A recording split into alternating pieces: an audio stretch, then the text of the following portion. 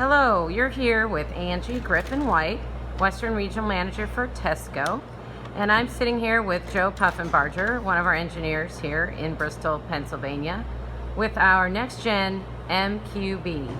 This particular model is an MQB 1-2, which means one master controls itself and two subordinates. In this case, we put the master in the central location. So this is actually an MQB 1-2B. And the one that Joe was just referencing there with his hand, that one on the left will control the one above and the one below. So you can run 3 meters of the same form on the left-hand side, different functional tests, while at the same time you could have another technician on the right running a different form up to 3 meters. One in the master, one in the top, one in the bottom. We're going to demonstrate for you today a functional test capability of this board, in which Joe's going to talk us through a disconnect test of a Landis & Gyr 2S meter. Again, this board will work on any meter from any manufacturer. However, only certain forms can be tested for disconnect. So I'm going to get a little closer to Joe here and let him talk you through that. Joe? All right, so let's look at talk about the on-off switch here. Okay. Shot. This controls the entire board, all 6 positions in this case. And if there's ever an emergency situation, if a meter is malfunctioning or something, and you want to turn it off very quickly, just hit the switch and it'll turn all 6 sockets off. So we're going to turn the board on here now, and then we're going to choose the right side. In our case, we have a disconnect meter installed and bypass plates installed. I'm going to turn on the display for the right-hand side. We're controlling these 3 sockets now. And we have our laptop connected, and we're going to use the laptop just to communicate with the meter for disconnect testing. So I'm going to go over here to the shortcut for form, and I'm going to put the correct form in here. In this case, we're using a form 2S, and you'll see in the bottom right corner here above the F4 key, we have the disconnect is available now. I'm going to click F4 to go into that part of the display. So we're in the disconnect testing part, and we have the LED indicators on now, telling us that we're in disconnect mode. Back up to the display here. I'm going to do the full capabilities of this meter is 30 test amps. So what I'm going to do is punch in 30. Whenever I enable current, it'll also enable some back voltage for us for testing, and I'm going to do that now. I'm going to open the software.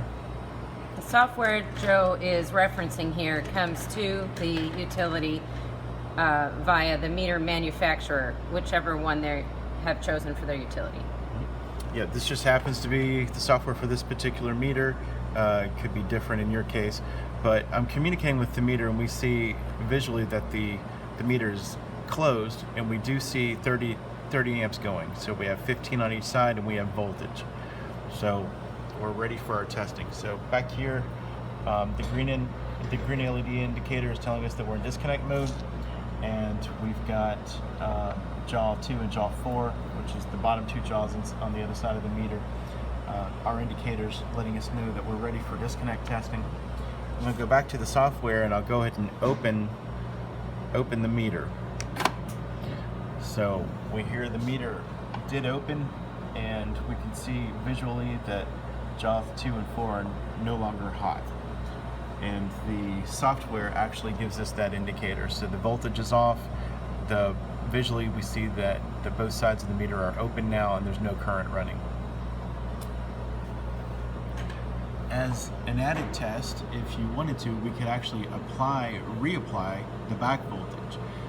Whenever we open the meter, the current and the back voltage automatically turn themselves off, and we got that indicator on the red LEDs there for jaws 2 and jaw 4. I'm going to re-enable the back voltage. Now, Joe, why would that be of interest to myself in a utility meter shop? Back voltage in general? Yeah, like why do I care? if the power was off in a neighborhood for a prolonged period of time, there's a pretty good chance that there's a generator running somewhere in the neighborhood. Somebody might have turned one on. Well, if they're still connected to the grid, which is an incorrect way of running your generator, but it still happens all the time, there would be a dangerous situation. If remotely, again, you're not on site, the idea is you're remotely closing this meter, and you don't know if there's a situation or not with somebody in the neighborhood, for example, running a transformer, so running a generator. So this is for protection, for safety, basically. Right, it's a way of testing the meter for safety. Right. Yeah. Okay. So we don't want the meter to close if there is back voltage present. That back voltage might not be synced up with the frequency of the grid perfectly. Got it. So, Thanks. So what we're going to do is we've enabled the back voltage, and we're going to try to close the meter. I'm going to click the close button, and we get a indicator that you can't change. I know, I just made my audience dizzy. We have our indicator that we cannot close the meter. So which that is a good safety indicator. feature of the meter is definitely working. It's operable in this particular meter. Right, in this particular case. So everything is working as expected. So I'm going to disable the back voltage now. Oh, and our indicator for back voltage is jaw 2 is lit. That's our back voltage indicator for the MQB. Okay. I'm going to disable back voltage. We'll go back to the LED, and it is now off.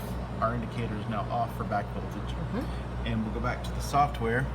And now I expect whenever I close the meter through the software, it'll actually let us do that in this case. I heard it. So we had a click. Okay. We have our indicators for our disconnect mode. Whenever both red LEDs are lit, that means our meter's closed. We're as expected. Here's our software indicator. The meter's closed, and we have voltage.